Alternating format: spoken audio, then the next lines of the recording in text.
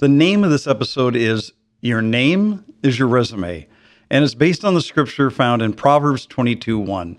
So here's a quick story for you. Jason worked in sales for a large technology company. Now, what I liked most about Jason was he always told the truth, even when it cost him the deal. When he competed for a deal with us, the competition would commonly employ a variety of questionable tactics to win that deal no matter what. The ends always justified the means. But Jason always maintained the same level of integrity no matter how big the deal was. So even when Jason knew he was going to lose the biggest sale with us that he had ever quoted, he didn't resort to those tactics.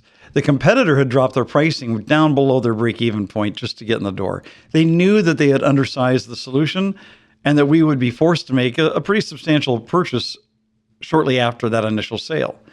Plus, they implied that they in turn would buy our products too to sweeten the deal sometime in the near future. So the competitor won the deal. But before their solution was implemented, we ended up spending an additional $1 million with them just to get it sized right.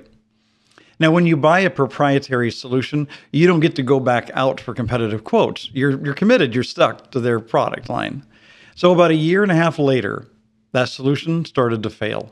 And it disrupted our business operations. It caused a lot of inconvenience and pain for our customers. It was not a good time. And when we complained and asked for help, that competitor we bought from, they proposed another 7-figure purchase instead of fixing what they had already sold us. So I called Jason and I asked him for a new proposal that would replace everything we had purchased from the competitor.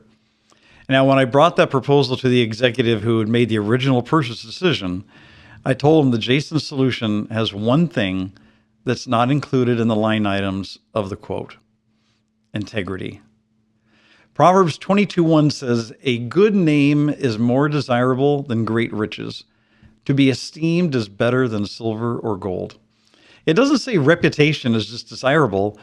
It says it's worth more than wealth. So what do you do with this story and this proverb?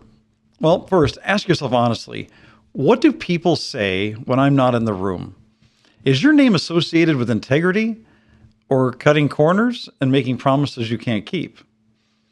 Second, play the long game. You might lose the sale or the promotion or the client today, but you're building something longer lasting. Your good name will carry with you no matter what company you work for or own. And third, be consistent when no one's watching. You may not realize it, but people do notice how you act, and especially how you treat others. Even if no one is physically watching you at the moment, your decisions and actions are visible in your everyday life. Hey, if this hit home for you, pass it on to someone else who's leading in the trenches. And remember, your title might change, but your name sticks with you. Build one worth carrying.